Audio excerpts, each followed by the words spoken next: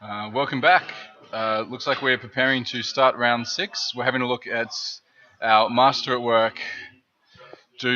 Marco Sayers do some adjustments here. He's going to turn 5 into 6. He's going to turn 1s into 0s, and he's going to change the names of our competitors. And then water into wine comes next. Yeah, but that's for us, so don't get your hopes up. Yeah, no drinking if you're actually playing Magic. So who we have here is we have two of my old hometown heroes. I grew up playing Magic in Canberra, and we have Dave Searle and Jens Light, who are both played a lot of Magic with me in Canberra. Dave now lives in Melbourne, but Jens has travelled down for this event. They're both doing well. I think they're on table 6 for this round. Yep. So yeah, they're going to be both surviving at X1, I believe. Yep. So this is basically if either of these players lose here, we're assuming one of them will. They're out of the tournament pretty much. So basically a fight to stay alive for the chance to take a trip to Washington DC. Yeah.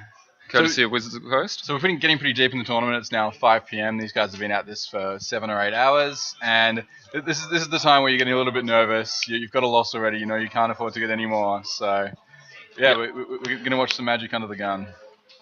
Looks like both players have drawn their opening 7, and yeah, we're getting to look at some of Jens's cards. And looks like he's playing a black-green deck, which is Saga Mauler, so that's possibly a splash. And thank you, Dave. Dave's just showing us his hand. Just put it up to the camera. So, cheers, Dave. Yeah, we didn't get much of a look at that, but I'm sure it's probably got lands and spells, given he kept it. Alright, so Jens just opted not to play a 1-mana 1/1 Death Touch, the black morph, which turns up by showing a black card. So it's kind of interesting not to play that on turn 2, but I think he plans to get more value out of it than just be a 1/1. Yeah, I mean, so it's got an unmorph ability as well, which causes his opponent to lose 2 life, and it's a reasonably good trick in this format to have. So and it's pretty much the same as attacking for the first couple of turns, given they're going to lose 2 life. Absolutely, and it's better. I think he's made the right choice in retaining that information here. Yeah. So we've seen Alpine Grizzly. So this is like the 4/2 for 3, which is a whole lot less impressive when your opponent's almost guaranteed to have a 2/2 to trade with it. It's horrible until you got a Savage Punch on turn 4. Yeah, Savage which Punch. I think might be happening here. Yes, Savage Punch. So, okay, it activates Ferocious, becomes a 6/4, eats the morph. And then attacks for 6. And then attacks for 6. King of the Morphs goes to the graveyard.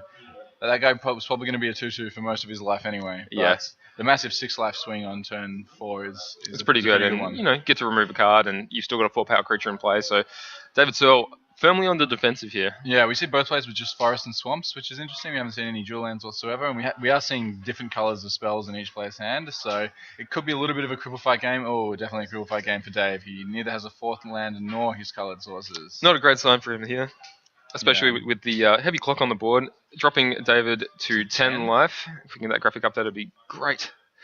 So Jens still choosing not to play that 1-drop. I think at this point I'd probably run it out there. But okay, he's running out there as a morph. So yeah, I think that's fair. Yeah. You know, he's still adding pressure to the board. It's going to do more damage as a 2/2 than a 1/1 anyway. So that's true. The opportunity cost of not playing another morph is possibly made up for by the trick of having a 1/1 Death Touch that flips for free. Okay. And we're possibly going to see that here because Dave will probably block with his 2/3. So a Nightblade, which is a 2/3 with Outlast, so it gives every creature on your side of the board with a +1/+1 counter, Death Touch. Yeah, so we saw that from Isaac, I believe, and we've seen it from Dave here. But Dave does definitely not have the time to outlast it for a couple of turns. I think he'll be chucking it in front of something pretty swiftly. Yeah. All right, okay, so attacks with both. Okay, so which one? He's choosing to block. Oh, he's umming and ahhing. This is a meaningful choice here. If he chooses to block the morph, it's a big deal. And I think he's made the correct play. If he blocks the Grizzly here, you can't get too greedy.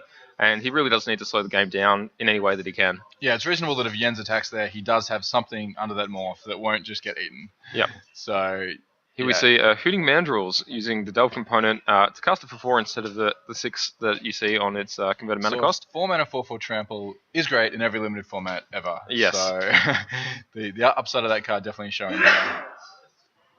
So Dave has found some other colors of mana, but he's got a tapped land. So he's up to 5, but he's on 8 facing down quite a clock. Interesting to see if he can get his way back into this one. Oh, Bitter Revelations.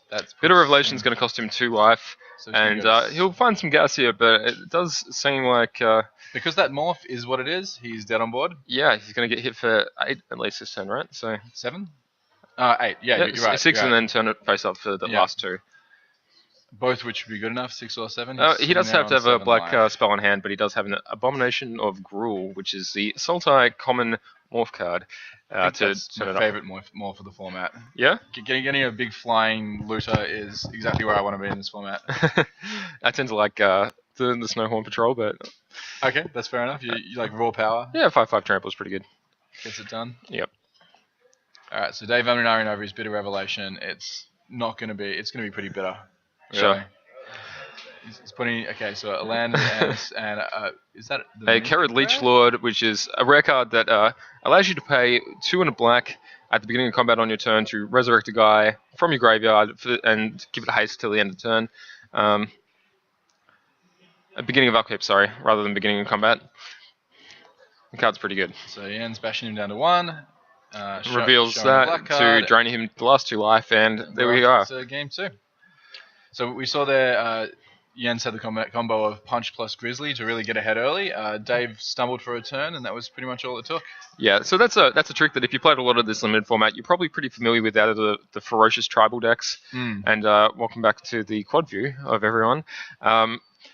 Yeah, so that deck will normally play an Alpine Grizzly or a Bloodfire Expert, which is a 3/1 prowess on turn 3, and then followed up with a Savage Punch or something like that to just pull really ahead on damage race as well as removing blockers. Yeah, so Yen's not repping the red spells, but the combination of those 2 green commons worked out really well for him. Yeah, they're both good anyway, so I assumed that it's, they're easy inclusions in his deck. Yes, Savage Punch can be a little bit awkward if your creatures aren't bigger, but green creatures in every format have been pretty big. So, and if you're ever targeting 4-power guy, it's really good.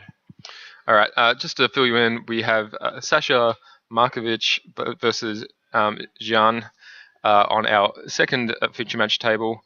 Sasha we saw earlier. Jan is a Melbourne player who was recently, unfortunately, just lost a PTQ final to go to Hawaii.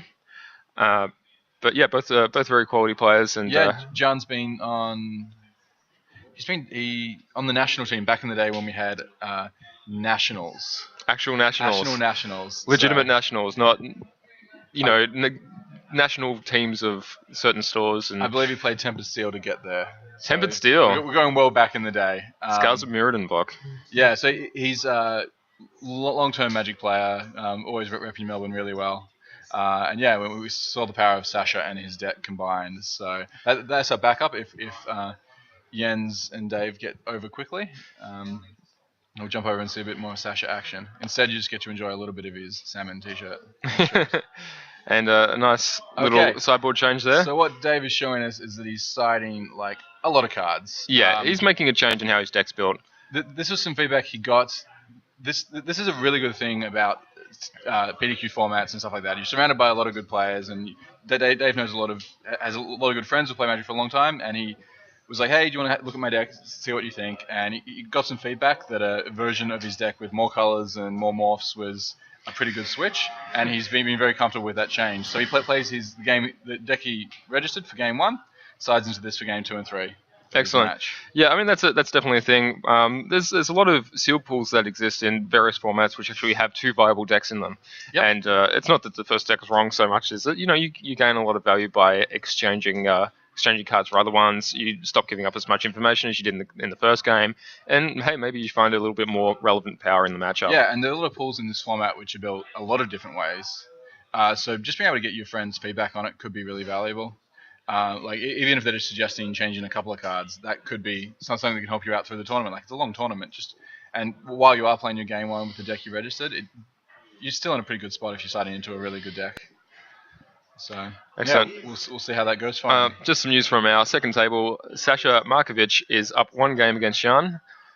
So seeing a couple of swift game 1s here in round 6. Again, once again proving that in Khan's block, you really want to pay attention to tempo. And if someone gets ahead early, it's very hard to crawl back into that game.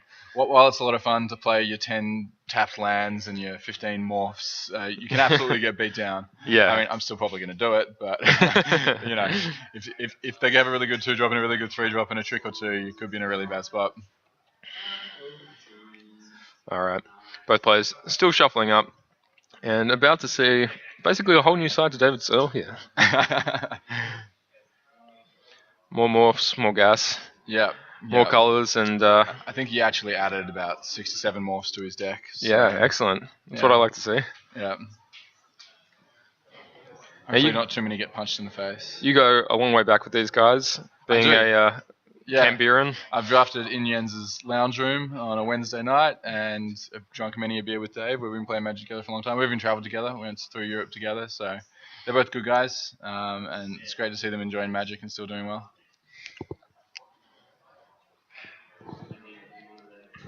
All right.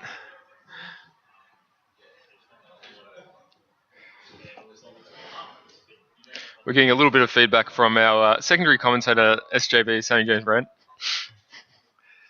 Just really enjoying the action here. Really enjoying the action in his team draft, which is not on our screen right now, but, apparently it's going pretty well.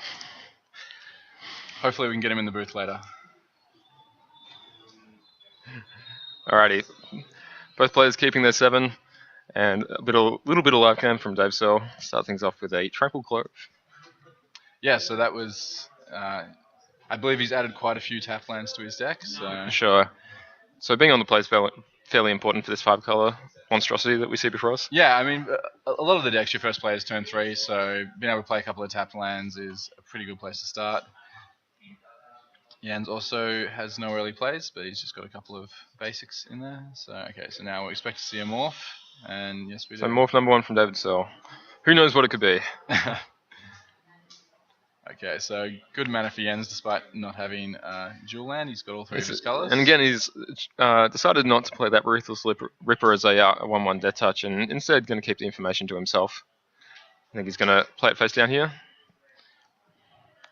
This guy's great because even if your opponent has 5 mana and they have a good morph to flip up, chances are that's going to trade for a lot of them. Yeah, there's only the first strike red guy that's any good there. Yeah, or the Jess guy one, right? The first strike guy. Yeah. Yeah. So there's a couple of first strike morphs that are common, but they're pretty rare. Yeah, and one of them's not very good. So yeah, that's it. Okay, so we see him flipping up, draining Dave for 2, and then trading morphs. And Dave's was a Snowhorn Rider. Yeah. No cards. This card's very good. It's not exactly a good trade for him, but he's got others where that came from, so totally fine. Reloads with another morph. I believe the 2 Snowhorn Riders are his red cards post board. Sure. Off a couple of red sources. So do you expect him to be playing them here because he doesn't have the red source to flip them up, and they're more likely to trade at this point in the game? Yeah, you're usually pretty happy to kick out your worst morph early on, and the fact that was what he decided was his worth more means he probably is lacking in that red mana, as you said. Alright, another attack, and it looks like Jens is just going to take it here. He's thinking about it. I think he's... Yeah. Using the old Life Pad trick and Dragon Scale Boon. So this is one of the really good ways to have less than 5 mana and still have an impact in the morphs battles. Yep, so Dragon Skull Boon is a 4 mana instant, so 3 and a green. Put 2+1/+1 counters on target creature and untap it. So yeah, sitting there with the 4/4 morph now, and we've seen the power of 4/4 morphs with the blade earlier. This is one. Yeah, it's very similar, and it's a common level. It'll cost you more mana, but it's if you can find a space where you can resolve it pretty safely, it's a very powerful thing to do. And it's one of the legitimate things to play around, like Feat of Resistance, when your opponent has the mana up and they're offering a trade. Not only do they eat your guy with their combat trick, they get a permanent advantage from it as well. Yeah. Alright. Face down card from Jens. So we've just seen a lot of morphs this game. This is pretty showing of the format. Considering what he's going to represent with his mana. Both players missing their 5th land drop? Yep. So David not bothering to play his 5th land before attacking here. He's pretty sure Jens isn't going to block. Yep. Given it's a 4/4. And he can't turn it face up. Oh no, it looks like Dave's got a couple of lands in hand. I guess we just... So he's got a choice between a Monastery Flock and something else, but it looks like he's gone with the Monastery Flock here. I don't know the name of it, but it's a 2/5 that impulses. The Salter something or other. Yes. Yes.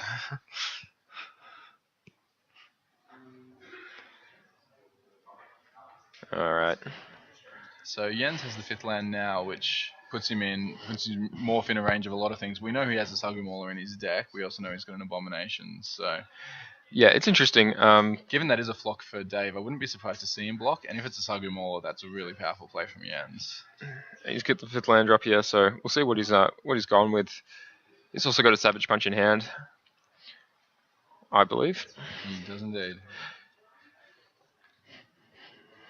Again, both players holding on to as much information as possible here. David Searle is, ahead on board here. Yeah, but yeah. it's not by such a large extent that you wouldn't expect Jens to be able to make some powerful plays to, get back into this. Yeah, if that's a good morph, he could be in a good spot. Okay, I see a Sugimolo in his hand, so it might be doing a bit of a blowout later, but that won't be happening this turn. Yeah, I mean that card is totally fine for 6. Like you don't have to morph that card. Expose it to removal for any turns. It's a very good finisher. So Yen's in the tank here. I imagine that he'll be deciding whether he attacks or not. Yeah, he's got some really good cards in hand. Like he's also got an Abomination. So it depends whether or not you want to make the game go for longer. Okay. And it's a 0-5 versus a 5-5. So it looks like the 0-5 is probably going to die here. Yeah, Dave flipping up despite his guy dying. I guess he's not using that blue anyway. Pretty irrelevant, I guess. Yeah, so that's yet another guy. There aren't many off green, blue, black that kill an 05. Like there's pretty much just uncommons and rares. Yeah, nothing in common. But Pine Walker also untapping itself when it turns face up, which is why we see that still there. Yeah, now holding off the 4-4. So that was a really powerful tempo play for Jens. So, yep, Dave casting his whatever. I think it's a Sultai something. It's a Naga Shaman for those playing at home, but I can't remember the name. And he's spinning his secret plans and a bounce spell and a dual land. Yeah, I think it's worth mentioning that David decided not to bluff this turn, which he could have easily done with that morph. Given it's got the 2 counters on it and he had 5 mana, I would have been very surprised if Jens had blocked him. Yeah, no, it would have been a reasonable attack. Like, this is the thing about calling the bluffs is like you're throwing away a 5/5 if he's got like one of 7 different morphs. Exactly. Like it would be a pretty loose block in my opinion, unless he had this agreed. Yeah, I imagine that's pretty like. Now he knows that morph does not have 3 toughness. Yes. So right? David, not only has he not gotten in for 4 damage, has given up a bunch of information here. Yeah. And it's definitely something that's worth keeping in mind. It's a very mind gamey format. Like there's a lot of ways to eke information out of your opponents and out of their morphs and stuff like that. And so if Dave had attacked, I would have really expected to see Jens play a Savage Punch here. Yeah. Just get rid of that morph, which is obviously a good creature. But because he hasn't seen him attack, he doesn't really respect the morph. And Dave hasn't given any reason to, so... Not worth using the removal. Although I think he will cast it anyway. All right. Well, the other way of seeing it is that it's a fairly safe Savage Punch to cast. That's true. You'll get a 7/7 for the turn. Be able to attack, get some damage in, and it was a Snowhorn Rider as we saw earlier. Snowhorn Rider number 2 without the red sauce. So yep. Yeah. So once again, Jens using Savage Punch to make his guy enormous and kill one of Dave's guys. So he's going to bash into dipping him for 7. He's suddenly ahead in the race. Yeah, he's ahead on the board. He's definitely got a better hand. Oh, not and after that happens. Dead drop. So we see one of the premium removal spells and card advantage spells of the format. Yeah, so Dead Drop, which is 9 and a black with Delve. Target opponent sacrifices 2 creatures. So Dave has exactly 10 mana worth of Delve to go on. I think he's actually got a little bit of extra. I think he's got about 7 cards in the graveyard at this point. His Sultai, whatever it was, managed to put 3 cards into the graveyard. So yeah, so then he has to pay 3 to cast Dead Drop. Happy to exile everything to do that. Which would suggest to me that it's the only Delve spell in his form in the. Grim Haruspex. Grim Haruspex. We saw this in the previous game, and it's a 3/2 with Morph and Morph up for black. Whenever another non-token creature you control dies, draw a card. So we're going to see Jens drawing 1 card off his 5/5 here. Which turns Dead Drop into parity. into parity, but like at the same time, you have nothing on board now, so yeah, still not a great place to be.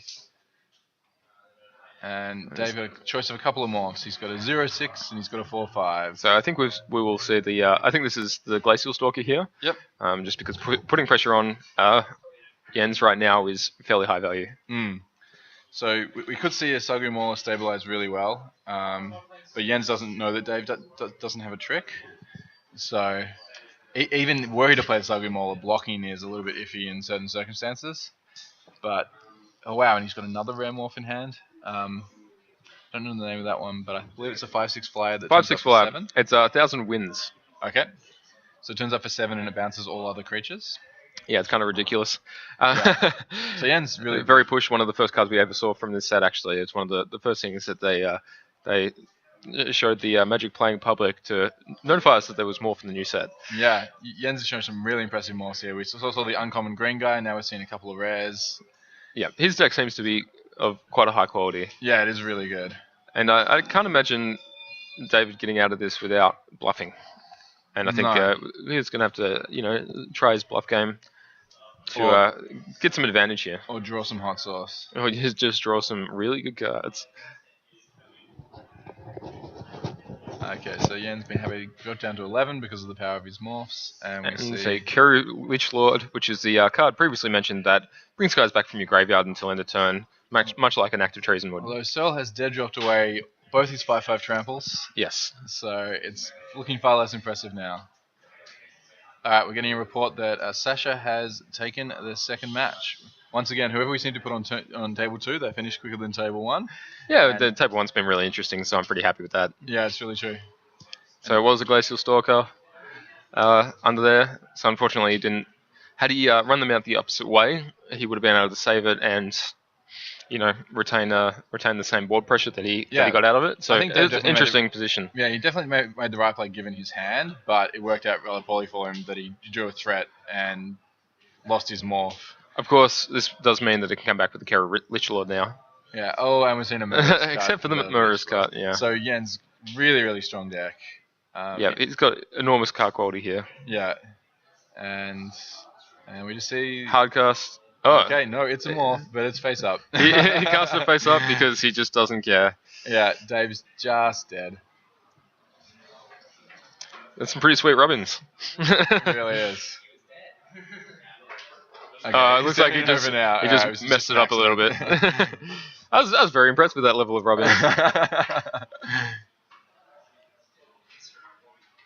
Alright, so Jens has 3 quality morphs in play. Dave doesn't have much going on, and I'm pretty sure there isn't a line here which is bad for Jens. Like, Saga Maul attack, turn it up, trample in is pretty good. Yeah, I think, I don't know if he's got the mana for it. I can't remember if 1000 Winds turns up for blue or just blue. Oh, okay, I think it is blue. In which case he can't turn it up. Yeah, so it's 5 and blue. So you can't actually turn that one up right now. So it looks like the Saga Maul line's probably going to be the most effective. Yeah, he's also got an Abomination he can turn up for 5. But given that Mauler is just putting him so low. It's a bit of a beast, really. Yeah. Alright, so I think that's the Mauler given the just attack without and not unmorphing pre. So Dave's in the tank now. It could be a lot of different things. Yeah, obviously Dave's just on the back foot here. It's really hard to think that if this is a Saga Maul, that there's a profitable block somewhere here. Yeah, there just isn't. Like I wouldn't be surprised if he just blocks with the 06. And yeah, then it'll be turned face up. Okay, it's been turned face up. So no blocks, take 6. Oh, was it no blocks? Or oh, sorry, I may have missed that. Was that morph blocking? Okay, I guess he is just taking it, so he's down to 3. Down to 3.